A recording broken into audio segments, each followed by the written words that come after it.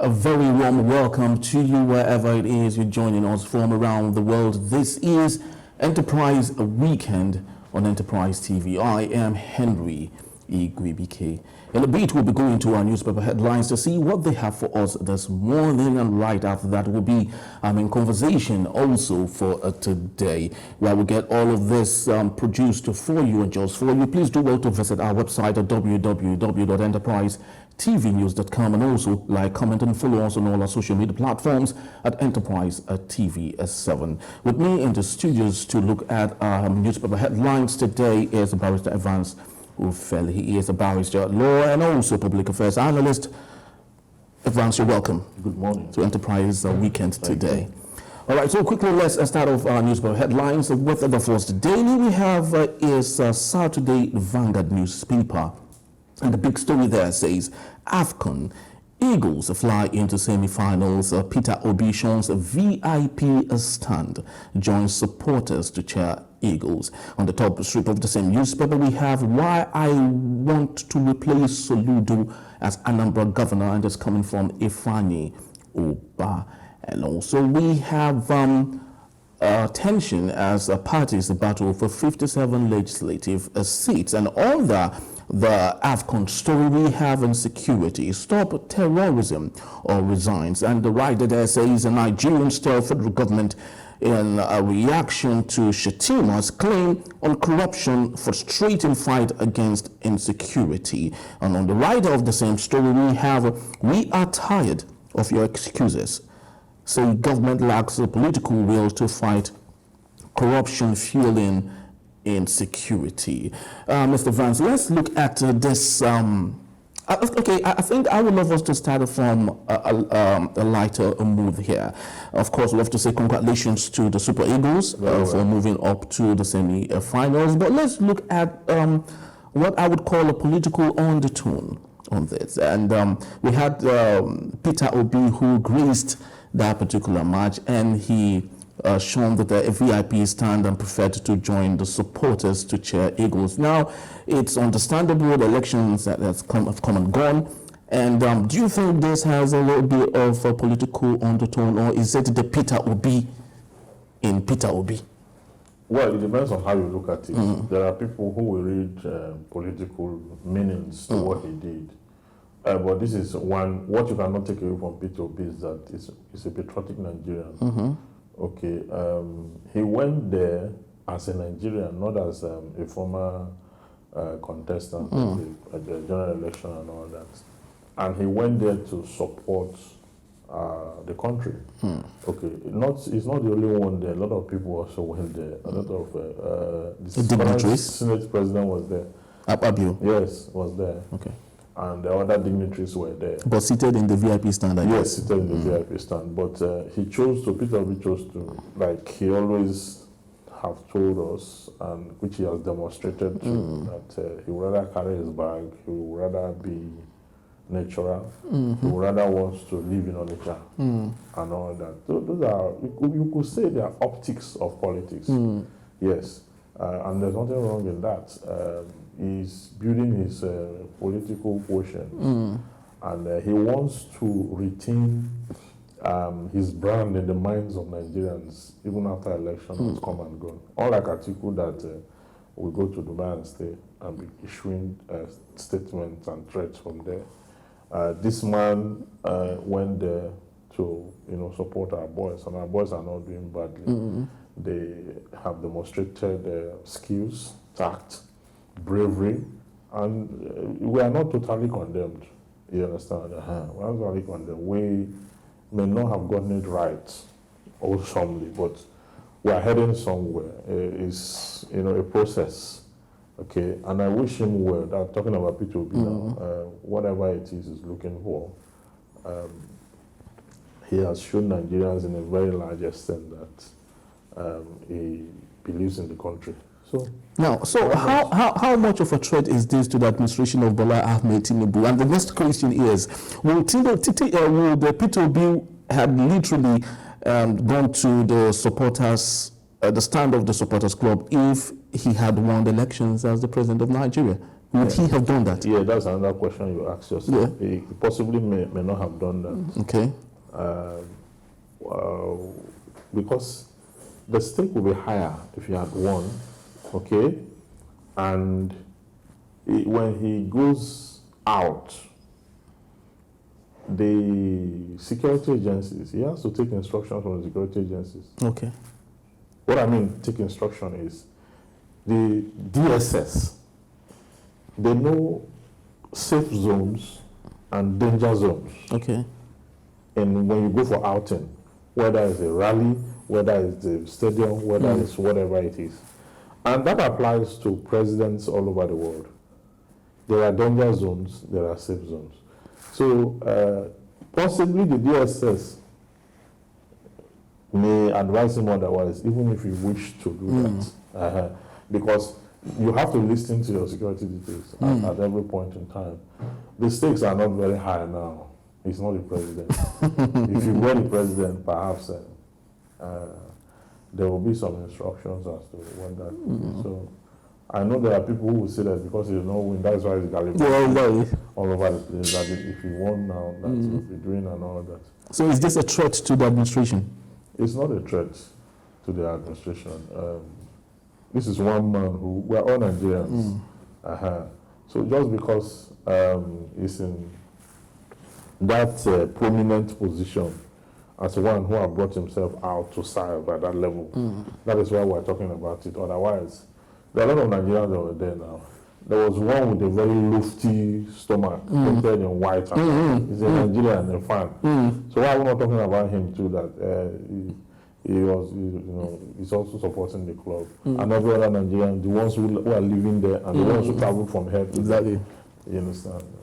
All right, so let's look at the issue of insecurity, especially is coming from Shetima's excuses that corruption is frustrating the fight against security. I would remember very vividly when they were still going forward for the elections, and he did say that he will be in charge of security, while Bola Tinubu will be in charge of the economy.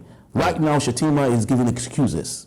Should Nigerians take such excuses? No, we should not take such excuses. In fact, him and the president, they are not in charge of anything. We have not seen anything that they are in charge of. The reason I say so is because the level of insecurity in the land now, you know, they kidnap more school children in another state, I think in Kwara. Yeah. Is it Kwara now? We have Benue. We had Ekiti. Well, Ekiti. We had Benue. Oh, Benue. Yes. Now, you see that that of Ekiti, the village came together and raised 3 million. 3 million, yeah. And these people are asking for how much? 15 million? 15 million now. They have reduced it to 15 million. They reduced to 15 million, and the village have 3 million. This is failure in governance. You understand? What is the presidency saying about that? What are they doing about it? Nothing. They are not doing anything about it. So now we have our school children in the bush being beaten by kidnappers. So what kind of life is this? You see, the security apparatus of this country, the government need to, in fact, unbundle whatever it is, everything they are doing and focus on security. You see, the state policing that was highly touted about, I don't know how far they went. The Southwest, they were very loud about their Moteku, but it doesn't appear like they are effective, given what has happened. Okay, so there should be some level of. I think we have gotten to the point where people will have to creatively look for how to secure themselves. And do you think that is... It's not sustainable now. You know why it's not sustainable? Of course it is. It's expensive. It's expensive to secure your life in a country where things are broken down like this. You understand? True. So you just have to make it complete low-key. This is not the time to be flamboyant. This is not the time to start throwing here and there. So it's expensive to do that. So the government will need to wake up from this long-time slumber. Now he's saying that the reason for insecurity is the corruption that is infesting. Corruption and governance and all that. What is he telling us? Is it that we're not aware? Who are the people who are corrupt? Is it the poor man who is in the farm that is corrupt? or the school children who, in some schools, they sit on the floor to learn. Or the man who approved 3 billion to know if the register of the poor is good enough to disburse funds. You understand? So it's a very sad case where the kind of life we're living now is very sad. And if we continue this way, kidnapping will increase, okay? Petty stealing, petty theft will increase. You find people who want to steal to eat. Exactly. In one of the cases, I think in the southwest, where they kidnapped someone, after the negotiation broke down many times, and the kidnappers were now asking for 50,000 naira that they used to transport themselves out of the bush. You understand?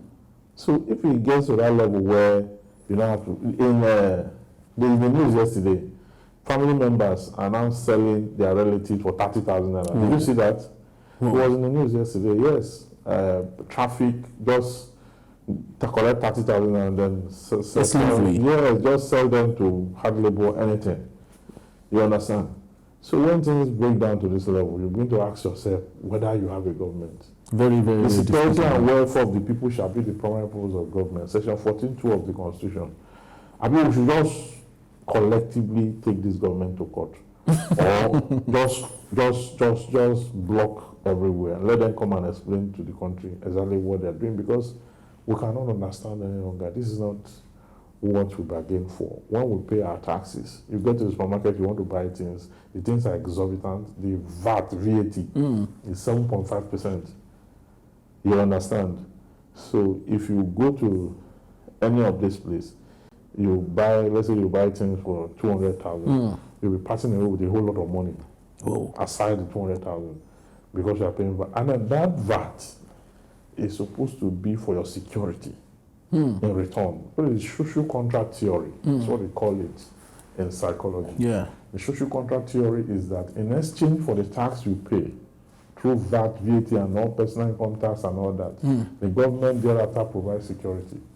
Because it is from that taxpayers' money they pay the police, the army, all the armed forces put together. So if they are still collecting VAT from us, and not providing from us, and are not providing the security that is required, it means that the government is in breach of the social contract theory. So, and that breach is fundamental. That breach calls for legal action. Exactly. Exactly. So in 30 seconds before we move to the next Adelia, because it's very important I bring this to bear, and it's still on leadership, accountability, and purposefulness. Do you think Ifeanyi Ubah is worthy enough to take over leadership of Anambra State from Chukwuma Soludo, because it made headline news here? He's a Nigerian. Ifeanyi Ubah, yes. Senator. He's a Nigerian. He's a Nigerian. He's from Anambra State. Yes. He's of age. So what else is the qualification? See, as long as he has the legal qualification as specified by the Constitution, he's qualified. Now, whether he's going to win, is a different thing entirely. I'm talking about this in respect to character, in respect to antecedents. As an analyst who know more about these people, do you think he is worthy enough to administer? I will send back the question to you. Do you think that Soludo is also worthy enough for that position? Well, with what we have seen thus far, I don't think the people of Anambra State are happy with him. Okay, and this is the intellectual we're talking about. You see, politics is a very subtle and diverse theory to deal with. You see, highly cerebral, highly intellectual, highly schooled, you can be a governor and still fail. Fail, yes, you will fail, you can still fail, because you see, leadership is not much about education. Sometimes it's about your capacity to give people new perspectives. You understand? When you lead people and they are not able to articulate their own welfare and their lifestyle, just the way President Tinubu is leading us, you are unable to, the citizens are unable to articulate themselves. You understand? And if it continues like this, in the next 4 years, if we see one another, we may not recognize ourselves. You understand? So, The truth is that Soludo, how far and how much has it done for the average Anambra citizen? What is the level of, what is the measure of good governance and the corresponding obligation of the people? How have the people viewed him over time? Despite his expert knowledge of micro and macroeconomics. Macroeconomics. You see, sometimes your expert knowledge of economics and the vast curves, the rise and fall of price and all that, sometimes can be displaced by the forces of life. Just like Adam Smith, the founder of economics, never envisaged that there will be a country called Nigeria where you use Naira to buy the Naira. The same Naira that is not strong enough to stand on its own feet. You use the same currency to buy the same currency. You understand? So, the people will choose whether or not they find Yoruba. I mean, it is an opportunity for him, really. And I see that story on the headline of the newspaper, meaning that story is being sponsored, it's being pushed. Yeah. It's a narrative. So, let the people of Anambra say they are very enlightened people. They are not, so let them choose whether or not Soludo is well and prepared for them or not after the first time. All right. So let's move on to the Nation newspaper. We have the big story there. Edu Cardoso, EFCC chair, in fresh bid to rescue the Naira. And the writer there says, holds a brainstorming session in Abuja. CBN stops a daily cash reserve debt. For banks adopts a new framework. Naira sustains rally after Apex Bank's intervention. Federal government raises exchange rate for cargo clearance to 1,356 Naira to the dollar. And on the top strip of the same newspaper, we have anger over Kwara traditional rulers killing. And the by-election Senate rep seat at stake in Lagos, Yobe, Ebonyi, and others. Barrister, let's take a look at this issue of the Naira, especially as it concerns federal government raising the exchange rate of cargo clearance to 1,356 Naira. When we think we've gotten it right, when we think that Nigerians are coming from the gallows of Buhari to the concentration camp of Ahmed Bola Tinubu, just right there, we have the Port Authority increasing the clearance rate from 930-something Naira to 1,356 Naira. Why are those in authority not learning the right way? Yes, Buhari, through the Finance Act, actually took away some of the charges. There were some duty-free and all that that were made. Now, this government can restore it and increase it. You understand? That will mean impact on the price of those goods. Yeah. That is why, you see, let me give you an example. These iron rods you use in building. Okay, in November, I bought iron rods for 430,000 iron rods. I just felt, let me buy these iron rods and just keep it on the site. Okay? Yesterday, the iron rods I bought 430,000. Now 600,000 plus. Over 80%. Yes. So this is the impact because it's imported. Okay. These are the impacts we're talking about. Now, if you are building now, a lot of people have just decided to halt, except for those who are at the level where you have to, maybe if you are decking level and you have your bamboos and your planks and your irons already. Yeah. You just have to cast and just rest. Because even the cement now is about 600 plus, 6,000 plus. As against 530 before the new year. You understand? So there is increase every day. Every day. So the high rise, that's the inflation we're talking about. Yeah. Okay, because if between November and December and January, price rose from 400,000 to 600,000. That's 200,000 Naira difference, addition to price. It means you are not just, the inflation is on high speed. You understand? And that the variables responsible for this increase is like the port charges we are talking about. Transportation costs, subsidy is gone. So transportation costs, then you now talk about other issues, diesel, breakdown, and taxes, okay? Both official and unofficial taxes, the ones that, at the end of the day, when goods arrive from anywhere they are coming from, you would have spent, apart from the money used in purchasing them or import them, you would have spent extras almost to the tune of what you use in buying those goods. So by the time you are selling to an end user, price is overstretched. That is what it is. So it's a chain of operation. Then you now factor in the exchange rate. Itself, because it's different. It's different. Yes. So you now factor in the exchange rate. When you factor in the exchange rate, you now see that price is getting so crazy. So that's why you find that in some establishment, people are locking up.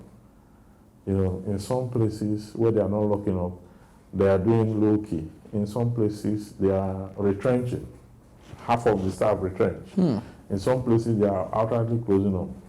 Please help us make sense of this economic postulate by Ahmed Bola Tinubu of desiring to always make money from every means rather than creating liquidity in the hands of people he is trying to make this money from. It's a wrong way of managing an economy. You are making this money for what exactly? You see, because you are supposed to give the citizens the environment, the enabling environment to allow them explore. Exactly. You understand? And why will you create the enabling environment? When you're able to create power, you're able to give credit facility to small and medium scale businesses who will employ 1, 2, 3 persons. And when they have constant power supply, they will not have to spend money on diesel and energy. Exactly. So that integrates. You see the chain. Then they are able to get 1 or 2 dependents to sponsor to school. The school now gets to get school fees from these persons. The school now gets to be productive to pay lecturers. Lecturers get productive, feed their children, send them to school. You see how it goes. It's a chain. Yeah, it's a chain. So then the country is healthy, the economy is healthy.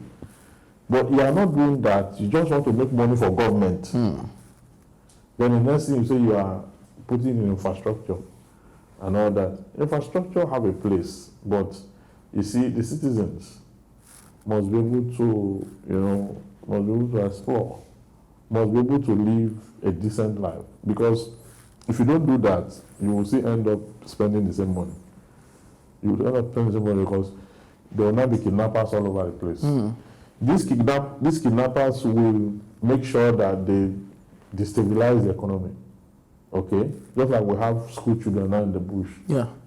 And the government, they are all over delivering speeches here and there, traveling to France, and the children of this country, they are in the bush, kidnapped by their captors, being beaten day and night in the bush. This is the same children you failed, who will trek to school 8 kilometers, who when they get to some of the schools, they sit on the floor to learn. So this kind of system. This country should not push we analysts to a point where we run mad. Because yes, I'm not saying it. They should because I take this government to court. Yes, because they are getting on my nerves. This is not how to operate. You cannot run a country sustainably like this. It's not done like that. And the citizens are just docile. The citizens are docile. They're just looking. But when you take a look at the laws, you will find out where it is even in the laws that the country should not even concentrate on anything until the citizens' welfare is properly taken care of. But here, the citizens' welfare are taken care of. Then people, that's why people are on colos. On colos. Take the Colorado, you take any kind of drugs. The ones that are not on colos are in the church bombarding heavens with demands. People are all over the place looking for a way to escape. Because government is dysfunctional. Exactly. So until we come to the point where we all assemble and summon the government and ask the government to comply with the provision of the Constitution in section 14.2. It is hereby accordingly declared that sovereignty belongs to the people through which government derives their legitimacy, that the security and welfare of the people shall be the primary purpose of government. They must get to that point. If we allow them to keep strutting around, going all over the place, travel all over everywhere they like, spend money anyhow, and at the end of the day, the citizens are broken, there's nothing for them, they have no school to attend, they have no food to eat, kidnapping will increase, criminality will increase, the safety measures will increase. And then when they are also allowed the fuel and all the whatever to continue this way, if you get to a point where all of us will park our cars, all of us will start to trek. In fact, in some northern parts of the country, they've started using camels. They started using camels now. And donkeys to... And donkeys to commute. Yeah, to commute. So how long are they going to subsist with camels and donkeys to commute? Very, very unfortunate. But let's step away a little bit from the emotional worry of what comes with those in authority. And I think it's very important. It is, you are an expert in this, and Nigerians would love to have you analyze this. An actress jailed for 6 months for stepping on the new Naira note. Is this a grieve? Yeah, there's a law. There's a law against it now. For the poor, but not for the rich. Well, an actress. What? An actress jailed 6 months for stepping on new Naira note. Okay. Yes, it's an offense. Even though it's a simple offense. You know, there are classification. Any offense that the jail term is 6 months is a simple offense. Oh, okay. And the judge may be forthright or very harsh.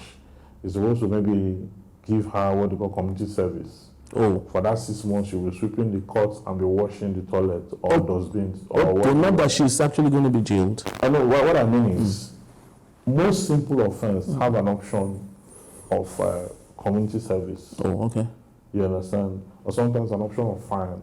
That instead of you to go for 6 months in prison, you will need to wash public facilities every day. Be supervised by a court official for 6 months. 6 months. Or you pay a certain amount of money as penalty for what you have done, which you go and pay into the CBN account and all that for the country. So there's a way it is done, you understand? But the judge can insist that you should go for the 6 months, proper rehabilitation. So the person is kept in Kirikiri. He fellowship with hardened criminals. You know, offenders. There are people who actually they need the 6 months really imprisonment. Yes, many of our citizens, by virtue of their indiscipline. But why is this applying only to the poor people and not the rich ones that we know do worse than it this? applies to everybody now. Then why are we not having the rich people culpable for this? Rich people have been convicted now. For spraying money and stepping on money. And then, when these people were doing that, did you petition the police or the relevant authorities? Somebody petitioned this. That's why it's being prosecuted. So you have to petition them on an arrest. If a rich person is arrested, if a rich person is arrested, will be prosecuted. What you will say is that these rich people have a way of compromising the police at that point. Okay. So it will be difficult for you to find them in that spot, okay, because they will buy their way through. You don't have a watertight police. A soldier was complaining online the other day that they gave him a pass, you know, they gave him pass to go to his village to visit his parents. Officer. They gave him pass. He now said that his salary is 50,000 naira. But it will cost him over 70,000 to get to his village. So he had to come back to the bush. Yeah, he had to go back to the bush. You understand? And then when you pay a soldier 50,000 naira, you pay policeman maybe 45,000, 50,000, and now carry AK-47 and give him. What do you want him to do with AK-47? It's to open fire at anybody that provokes him. What I want to mean is, or to use it to get money for himself. So we're not thinking about our citizens. That's the worst thing about governance. The only time the politicians visit the citizens during elections, and what they do for the citizens, then they take bag of rice, they call it for stomach infrastructure. They give them 5,000 naira. Some get 2,000, some get 3,000. Sometimes they say they are doing parades, they take one bag of rice to a village of over 300 persons. So they start to count seed of rice and all that. I don't know, this kind of embarrassment. Maybe we should stop doing analysis. Because the analysis is so that the people, that we can keep our sanity in order. Because this government is not doing anything credible for the citizens. They only remember the citizens when they need to vote. Even the same vote will not count. It's just cosmetic to show that they organize election. Exactly. So this one is painful. All right, finally, just in 60 seconds, let's go global for today. And this is coming from the UK, The Guardian. And the big story there says US orders strikes on Iran-backed militia in revenge for base attack. Barrister, how much is this? We are just still going through the Gaza-Israeli war, the Ukraine-Russian war is still there. And right now we're about to have a bigger war between the West, of course, led by the United States, and the Middle East. Why are we having all of this? And what is the after effect to Nigerians despite the little local issues that we have and the economic conundrum? The US policy is that the Middle East should stop sponsoring terrorism. That has been the grounds. Okay, that there should be zero tolerance for that. You know that Hamas is highly sponsored from the Middle East. They are even harbored in Qatar. Yeah. You understand? And all that. So now what the US is saying, because the US is saying that the war subsists on the strength of Iran sponsoring some of these terrorist activities. You understand? You know, when a whole government decides to begin to sponsor terrorism, it becomes a threat to global peace. And you know, the US is talking about global peace supersedes every religious or fundamentalist interest. You understand? That you have internalized fundamentalism, that every other person is doing the wrong thing. That Western education or the West is not the idea of God.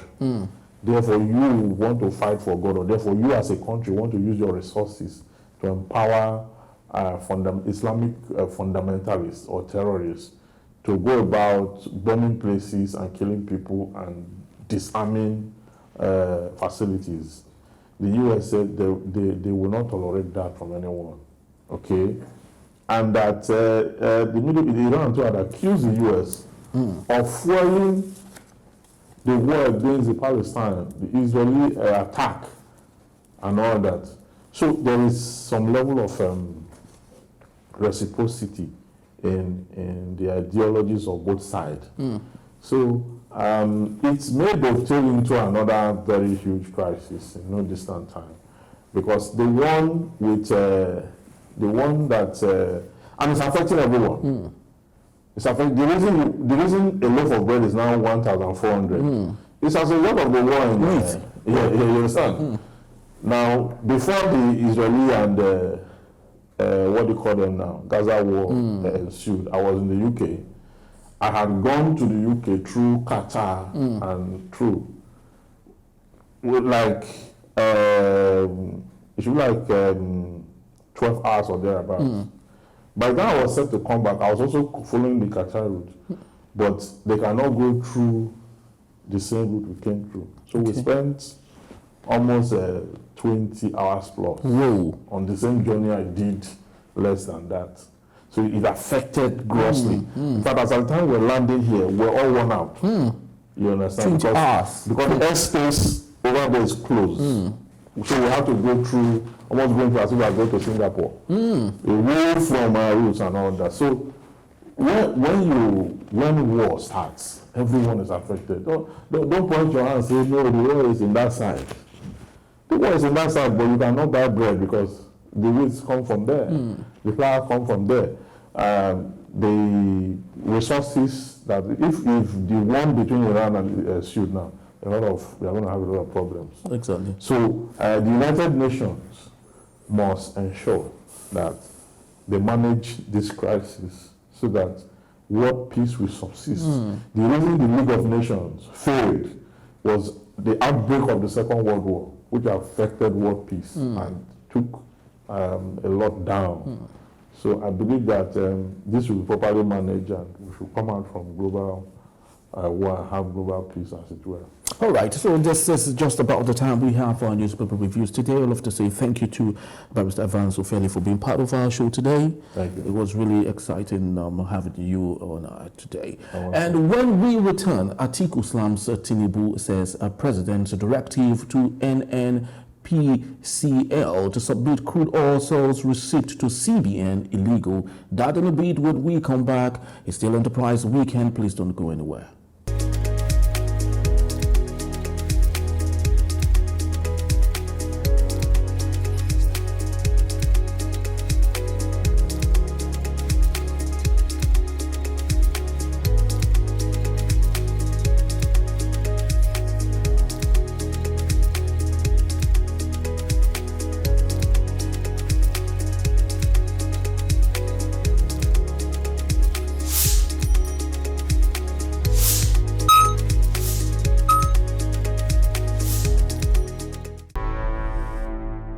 Enterprise TV, a tradition of truth.